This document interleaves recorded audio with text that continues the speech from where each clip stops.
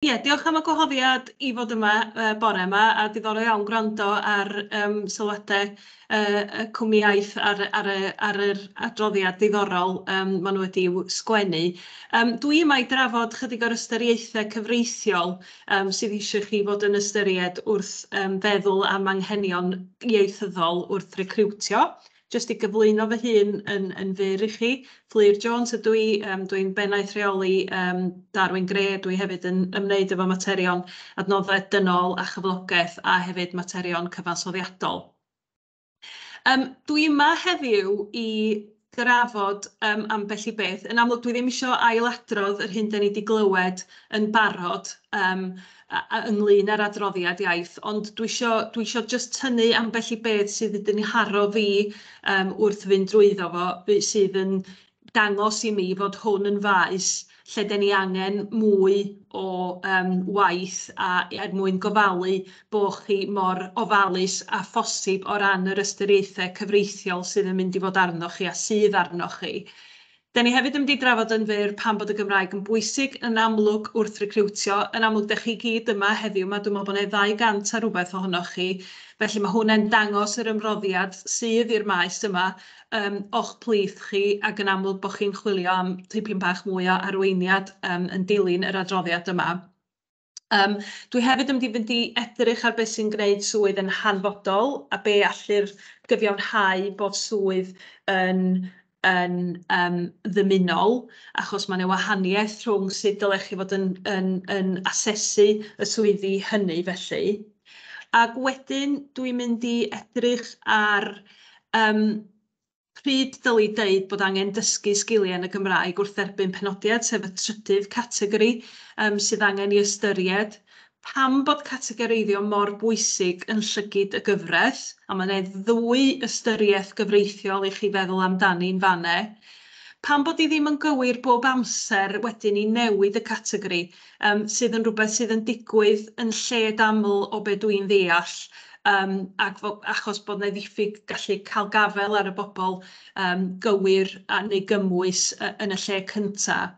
Ac wedyn yn ola, mi nhw'n ni edrych ar yr her gyfreithiol posib o'i gael o i gyd yn anghywir. Ond dwi'n siŵr bod neb onoch chi isio gweld hynny'n digwydd, felly gobeithio fydd bethau yn fan hyn fydd o ddefnydd i chi. Sian, oedd ti eisiau dod i fewn i ddeud rhywbeth? Sori, na, cam gyfeiriad oedd hynna, ond fel llawr i arall i fyny. Just checio. So, dwi'n amlwg yn ymwybodol bod amser yn mynd rhagddo ni, so dwi'n mynd i drio bod mor fyr a chryno a phosib. Fel da ni wedi clywed yn gynharach, mae angen categoreiddio swyddi i un o'r 4 categori sydd ar y sleid.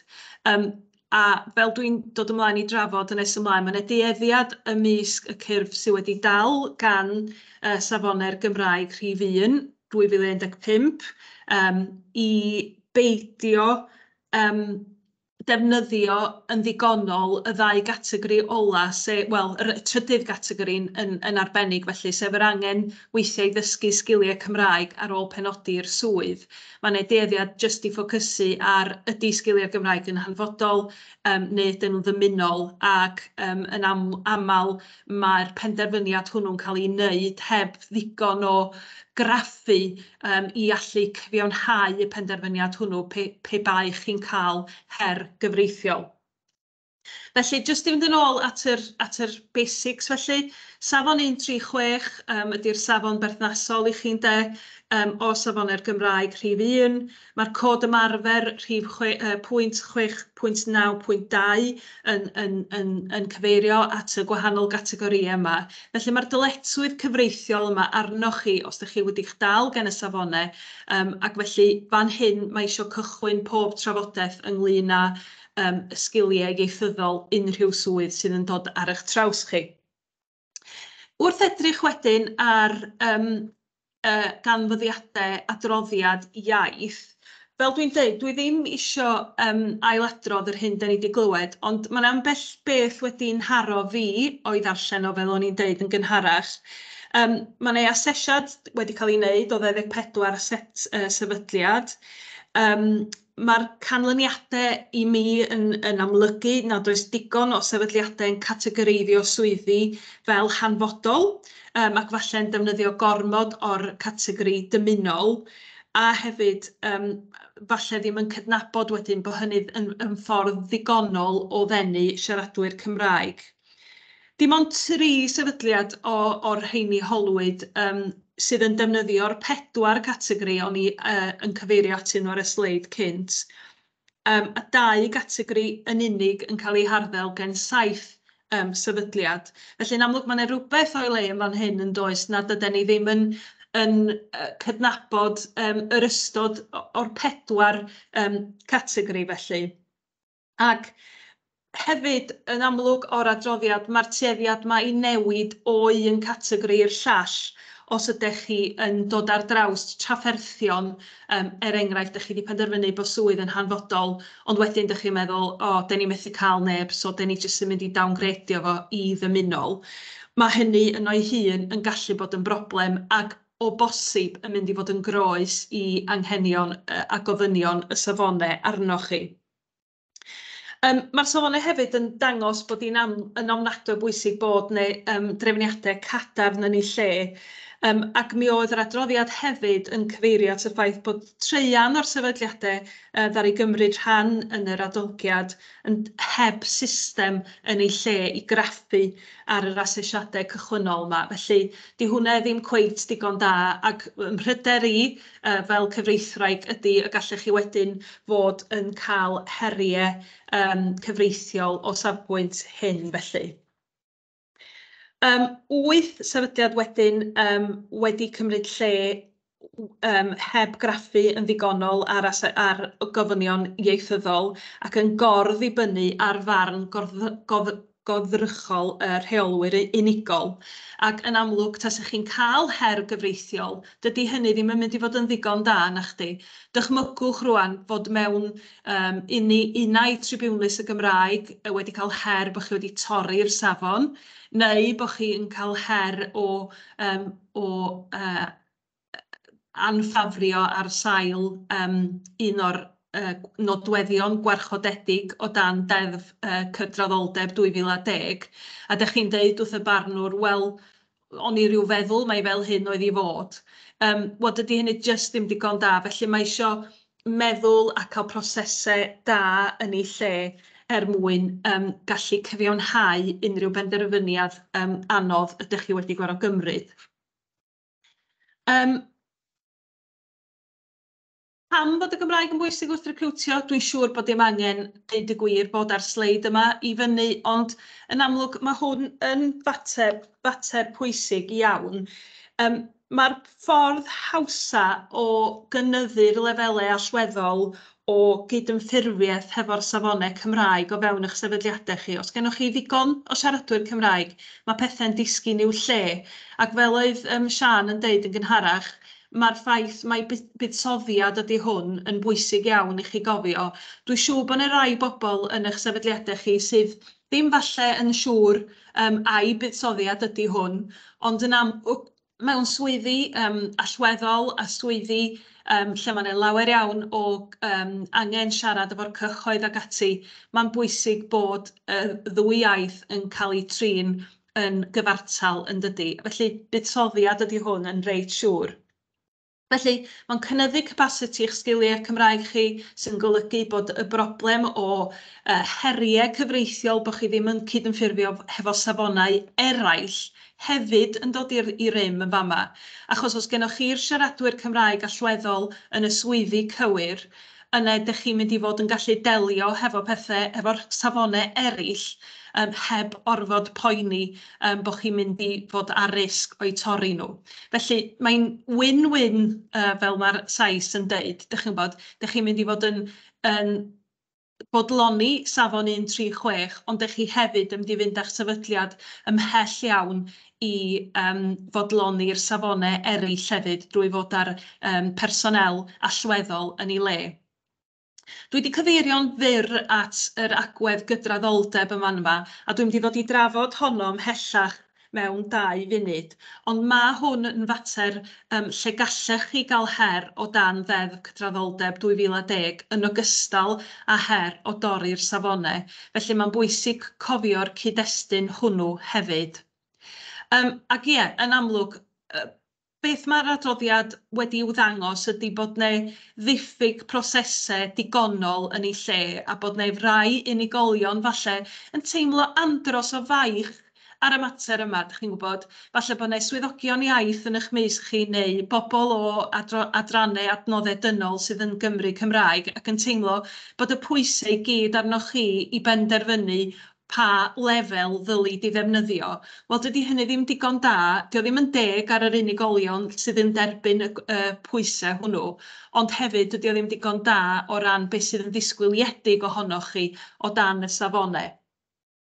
Felly, beth dwi wedi rhoi ar y sleid nesaf ydy beth ydy'r teip o bethau dylech chi fod yn ei ystyried, enghraifft mewn siart llif, pan mae'r swydd yn un hanfodol. A mi fedrwch chi wneud hwn yn gallech fel bod neu broses, chybod, bod chi'n rhoi chybod, ydych chi'n ateb y cwestiwn cyntaf, ie neu na, ydych chi'n ymlaen drwyddyn nhw. Yn amlwg, mae rhai o'r sefydliadau sydd yn bresennol yma heddiw yn defnyddio siart llif tebyg, ond o'n i'n meddwl bod o'n dda jyst rhoi rhain i gyd yn un lle, achos gyda lwc bod rhain yn mynd i fod yn ganllawiau defnyddiol i chi. Achos y pwynt cyntaf, wrth gwrs, ydy faint o gyswllt sy'n mynd i fod efo siaradwyr Cymraeg. Ac os yw'n fwy na 50%, mae'n anodd iawn cyfiawnhau na ddyle y swydd fod yn un hanfodol. Oes na fodd darparu gwasanaeth Cymraeg trwy swyddog arall? Wel, os di'r ateb yn na, yn amlwg mae hwnna wedyn yn tueddu tuag at fod y swydd yn un hanfodol Gymraeg neu ddwyieithog. Oes gan y swydd lawer o gyswllt efo'r cyhoedd, lle mae angen siarad efo bobl yn y ddwy iaith, unwaith eto, os di'r ateb yn gadarnhaol, yn edrych chi'n tueddu tuag at y maen prawf fod hi'n hanfodol. Faint o gydweithredu sy'n efo partneriaethau sydd yn defnyddio'r Gymraeg drwy'r amser, yn amlwg mae hwnnw wedyn yn mynd i fod yn bwysig. Ydy mewn cymuned Gymraeg, yn amlwg di hynny ddim mor berthnasol i rai ohonoch chi sydd mewn ardaloedd mwy di-Gymraeg o Gymru. Oes na ddiffyg staff eraill yn yr adran sy'n darparu gwasanaeth, so mae eisiau cymryd amser i edrych ar make-up eich tîmau chi i wneud yn siŵr wedyn bod chi'n diwallu yr angen fel mae o'n codi. A hefyd, yn amlwg, cerwch yn ôl i'ch polisi iaith. Mae gen pob sefydliad polisi iaith, mae gennych chi gyd fynediad i'r safonau ac i'r cod ymarfer, ac hefyd i'r canllawiau defnyddiol mae'r Comisiynydd eisoes wedi'w cyflwyno ar hyn. Felly, defnyddiwch y tools i gyd sydd ganddoch chi, ond mae eisiau meddwl am rhain yn fanwl a os byddwch chi'n gallu meddwl amdanyn nhw'n wrthrychol, mi ddylai'r ateb ddod yn glir i chi, ac wedyn mi fydd y cyfiawnhad dros ddefnyddio maen prawf hanfodol yn siarad drosto ei hun i chi. Felly dwi'n gweld sut mae eisiau defnyddio y maen prawf hanfodol. Mae gennym ni wedyn beth sy'n gwneud gofynion iaith swydd yn un ddymunol. Mae'n ddrwg gynnu bod y sgwennu'n fach ar hon, ond da ni wedi trio wneud nhw'n ddwyieithog, a mi fyddwch chi'n cael copi o'r sleids yma wedyn hefyd. Mae'n dueddiad fel mae'r adroddiad yn cyfeirio falle i or-ddefnyddio y categori yma, ac chybod, y gwir amdani ydy mae o yn gallu achosi y ffaith bod cyrff yn rhyw hanner ddeud bod nhw wedi gwneud beth sy'n rhaid iddyn nhw o dan y safonau, ond falle ddim wedi gweithio'n ddigon caled i weld a ddyle'r categori neu'r maen prawf fod yn un hanfodol. Felly, unwaith eto, dwi wedi rhoi dipyn o enghreifftiau yn fanau am be ddylech chi ystyried wrth feddwl a i'w swydd yn un ddymunol. Dwi'n mynd i fynd drwyddyn nhw gyd rwan, ond dych chi'n bod, maen nhw'n eitha tebyg i'r rhai yn y categori hanfodol, ond maen nhw'n fwy meddal.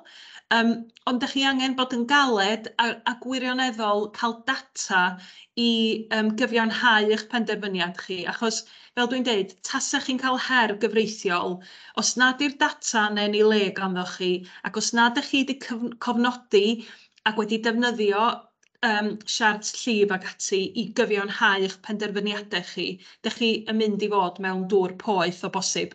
A yn amlwg, da ni ddim eisiau hynny ddigwydd i neb. Felly, sawl ystyriaeth ar gyfer y categori dymunol, pwyswch, ystyriwch, defnyddiwch siart llif, trafodwch, gofalwch bod y pwysau ddim ar un person achos ydy hynny ddim yn deg, ac wedyn gyda lwc, mi ddaw neu gasgliad defnyddiol i chi y byddwch chi'n gallu i gyfiawnhau. Achos cofiwch yn gyfreithiol, dyna ydy'r prif bwynt mae unrhyw lys, Tribunlys y Gymraeg neu Tribunlys Cyflogaeth a diddordeb yno fo, ydych chi'n gallu cyfiawnhau beth ydy'ch penderfyniad chi. Oes gennych chi ddata, ydych chi'n gallu bwyso arno i ddangos pam bod chi wedi dod i'r casgliad yr ydych chi. O ran y categori wedyn, sef pryd dylid dweud bod angen dysgu sgiliau yn y Gymraeg wrth dderbyn penodiad. Mae hwn wedyn falle'n rhywle sydd yn bron iawn yn dipyn bach o dwll canol rhwng yr hanfodol a'r dymunol, achos mi allech chi fod yn deud, wel, da ni methu cael rhywun sydd efo sgiliau Cymraeg digonol, ond da ni ddim isio downgradio'r swydd yma i ddymunol, da ni isio cefnogi rhywun yn y swydd yma i ddod yn rhugl ac i ddefnyddio'r Gymraeg yn hyderus. Felly, falle bod chi'n mynd i fod yn defnyddio'r categori yma achos bod chi o ddifri eisiau cael rhywun sydd yn mynd i ddatblygu sgiliau'r Gymraeg yn hytrach na rhywun sydd, wel, mae'n ddymunol, felly take it or leave it, ydyn nhw'n mynd i fod yn dysgu'r iaith neu ddim felly. Felly, dwi'n meddwl bod eisiau peidio bod ag ofn defnyddio hwn. Dwi'n gwybod bod ne bryder am y gost sydd yn falle yn nghlwm hefo dysgu'r Gymraeg a faint o gyfraniad sydd angen i roed. Ond mae posib meddwl yn greadigol rownd hwn. Mae'n lwyth o gymorth hefyd yn does gan Olfan Dysgu Cymraeg Cenedlaethol ag ati. Ac felly, dwi'n meddwl bod eisiau peidio bod yn swil wrth y feddwl am y categori yma fel opsiwn bosib. Achos mae'n lot o bobl wedi dysgu'r Gymraeg yn ei swyddi ac wedi gwerthfawrogi y cyfle hwnnw yn arbennig ac weithiau falle hefo agwedd well na'r rheini sydd yn mynd am swyddi lle maen nhw'n deud bod y Gymraeg yn ddymunol ond bod nhw ddim wirioneddol yn gyfforddus yn siarad Cymraeg neu'n defnyddio eu Cymraeg. Felly, chybod, os ydych chi'n gwybod bod yna brinder, oes na bosib meddwl yn greadigol o ran sut ydych chi'n pecynnu'r swydd o ran y cyflog ag ati i fod yn delio fo hwn. A dwi'n meddwl bod hwn yn categori sydd ddim yn cael ei ddefnyddio'n ddigonol am adroddiad iaith i raddau yn cadarnhau hynny hefyd. Felly, o ran pam bod y categoreiddio yma mor bwysig, wel, dwi wedi cyfeirio'n barod at y potensial am achos o dan deddf cydraddoldeb 2010. A'r rheswm dwi'n sôn am hynny ydy mae o ar sail achos sydd wedi codi ar ffeithiau eitha gwahanol i ystyriaethau iaith. Mae o'i gyd i wneud hefo y ffaith bod neu achos o swydd Efrog wedi'w benderfynu yn y Tribunlys sydd yn berthnasol, a mi ddau'n mlaen i drafod hwnnw mewn munud. Felly, y rheswm mae'n bosib cael her o dan deddf cydraddoldeb 2010 ydy mae hil yn gategori gwarchodedig ac mae o'n cynnwys lliw cenedligrwydd neu darddiad ethnig neu genedlaethol a wedyn, yn amlwg, mae'n anghyfreithlon gwahaniaethu'n uniongyrchol neu'n anuniongyrchol yn erbyn pobl ar y sail lliw cenedligrwydd neu darddiad ethnig. Felly, os da ni'n mynd i fod yn rhoi categori penodol ar swydd, da ni angen bod yn ofnadwy ofalus bod ni'n gallu cyfiawnhau y penderfyniad hwnnw, fel bod rhywun falle sydd yn teimlo bod nhw yn cael i'w cadw allan o'r gallu i fynd am y swydd, a bod hwnnw wedyn yn gyfwerth hefo anffafrio ar sail eu hil nhw, yn gallu wedyn herio y penderfyniad. Felly, mae eisiau bod yn ofalus iawn, mae posib cyfiawnhau yn wrthrychol y penderfyniad i ddefnyddio'r categori yma. Mae o hefyd yn ofyniad statudol arnoch chi. Felly, dwi ddim yn deud bod eisiau peidio wneud o yn amlwg, achos mae angen o dan y safonau, ond mae jyst yn dangos pwysigrwydd ofnadwy sydd yna ar fod wedi gwneud job drylwyr o y categoreiddio yma, a hefyd peidio flip-flopio o un i'r llall. Achos os ydych chi'n gwneud hynny unwaith eto, heb gyfiawnhad, ydych chi'n agor eich hun i fyny o bosib i her gyfreithiol felly. Fel o'n i'n deud, dwi'n symud yn ei flaen. Dyna fo.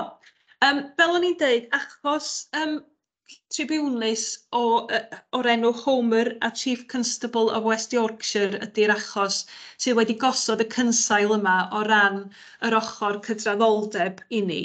Achos oedd hwn lle roedd Mr Homer angen bod â gradd gyfreithiol mwyn gallu parhau yn ei swydd a mynd i fyny un lefel, bod o wedi bod efo'r heddlu'n hir iawn.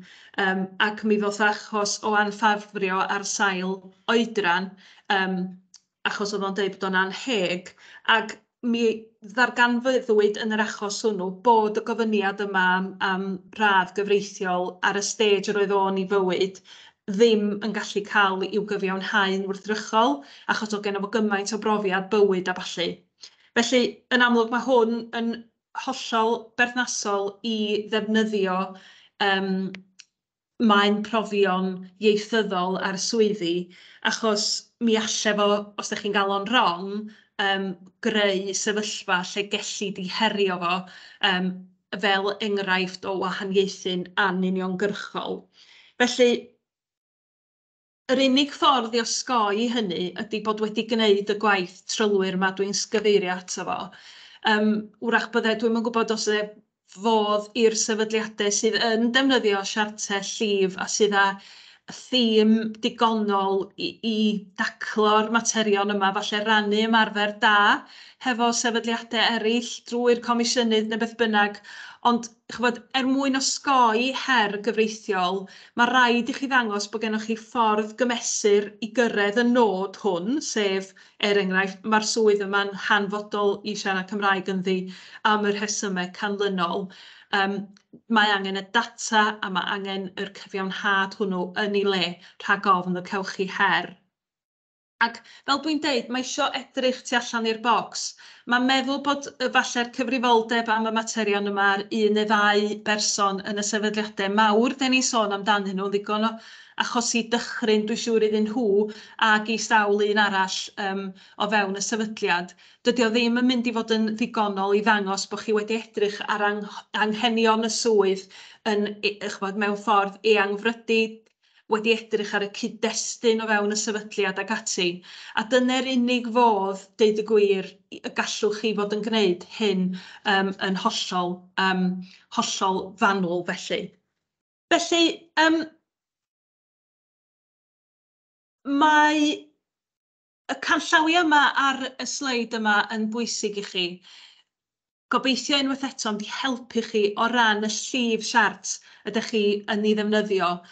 Be di gwir amcan chi wrth weithredu darpariaeth maen prawf neu arferiad? Ydy'r amcan honno'n ddilys? Os e bosib stres testio, be di'ch amcan chi? Ydy gweithredu'r ddarpariaeth y maen prawf yn ffordd briodol o gyflawni'r amcan ddilys? Unwaith eto, meddyliwch, tasech chi'n cael her, tasech chi rywun yn gofyn i chi, pam bod hon yn swydd ddymunol, fedrwch chi wirioneddol gyfiawnhau hynny? Pam bod i ddim yn swydd hanfodol? Neu pam bod i ddim yn swydd lle dyn ni eisiau buddsoddi yn y person yna i gael gwersi Cymraeg i fod yn aelod rhugl o'n cymdeithas ni wrth fynd ymlaen? Ydy gweithredu'r ddarpariaeth y maen prawf neu'r arferiad yn rhesymol angenrheidiol? Ydyn ni yn bod yn rhesymol yn fan hyn? Oes, a yw angen reidwydd yr amcan ddilys i'r cyflogwr yn gorbwyso yr effaith mae o'n gael ar grŵp o bobl sy'n cael ei effeithio. Hynny ydy, os oes gennych chi grŵp o bobl sy'n di dweud, wel fedra i ddim mynd am y swydd yma, achos dydy'r sgiliau yma ddim yma, a dwi ddim yn gweld, dwi ddim yn cytuno bod angen yr meini prawf yma yn ei lle. Wel, os ydych chi'n reit siŵr bod y swydd yma yn cyfiawnhau y penderfyniad achos bod gennych chi fwy na 50% o bobl eisiau gwasanaethu'n Gymraeg neu beth bynnag ydy'r rheswm, yna ydych chi'n mynd i fod yn gallu bod yn fodlon bod y swydd yn un iawn ac yn gyfiawnhaol i'w hysbysebu o dan un o'r categorïau yna. Felly, dechrau trwy hysbysebu, pan ydych chi'n hysbysebu bod rhywbeth yn hanfodol ond yna'n newid i ddymunol, mae'n anodd iawn cyfiawnhau hyn. Dyna pam bod o'n holl bwysig bod chi'n gwneud y gwaith cartre cyn dechrau'r broses. Want yn amlwg, mae yna sefyllfaoedd yn codi na fedrwch chi gael y person, yr person fancw ydych chi'n dymuno i weld yn dod am y swydd a does ganddyn nhw ddim y sgiliau cywir. Os ydych chi wedyn yn gorfod newid eich categori, yna cerwch amdani, ond gofalwch ddogfennu pam bod chi'n gwneud hynny. Dydy o jyst ddim yn ddigon dweud, o, na jyst ddim digon o bobl yn trio am y swydd. Os di anghenion y swydd yn dal yr un fath, pan bod chi'n rhoi di mewn, mae eisiau meddwl tu allan y bocs, mae eisiau meddwl be allwn ni wneud yn wahanol, ydyn ni di meddwl am wahanol lefydd i hysbysebu, oes yna bethau eraill fellwn ni wneud i drio denu bobl at y swydd yma? Neu ydyn ni actually yn trafod bod ni am fuddsoddi mewn gwersi dwys i rywun i ddod yn rhugl yn fuan iawn, neu beth bynnag ydi o. Ond gofalwch bod chi wedi meddwl drwy'r pethau yma, achos fel dwi'n deud, yr unig ffordd ydych chi'n mynd i osgoi herio ydy'r ffaith bod chi wedi bod yn eangfrydig yn y ffordd ydych chi'n meddwl am y pethau yma. Ac wedyn, dwi'n mynd i dreulio amser ar hwn, ond yn amlwg, bydden ni'n trio wneud drwy gynnal sesiynau fel hyn ydy gofalu bod yna ddim camau cyfreithiol yn cael eu cymryd yn eich erbyn chi. Dyn nhw ddim yn bethau pleserus, a maen nhw yn gallu bod a iawndal eitha uchel arnyn nhw hefyd. Ond yr unig beth swn i, os ydych chi'n mynd â dim byd arall o'r sesiwn fach yma dwi wedi wneud, just meddyliwch a triwch o hyn allan, wneud yn siŵr bod pob penderfyniad yn cael ei gofnodi, bod chi ddim yn dibynnu ar un neu ddau berson o fewn y sefydliad i wneud penderfyniadau, bod chi'n edrych ar y data, bod chi'n edrych yn ordrychol ar yr holl sefydliad a'r cyd-destun yma'r swydd yma'n bwysig i chi, a chofnodi, a chofnodi, a chofnodi. Achos heb wneud hynny, nid yn unig ydych chi'n mynd i gael her bosib o dan deddf cydraddoldeb 2010, ond falle y bydd neu gwyn swyddogol o'ch rhan chi o safbwynt torri'r safonau hunain hefyd. Felly, fedrai'm deud digon mor bwysig ydy bod chi'n gallu dangos eich rhesymeg yn fanwl cyn dod i unrhyw gasgliad am gategoreiddio'r swydd i cychwyn ac wedyn newid unrhyw gategori ymhellach felly.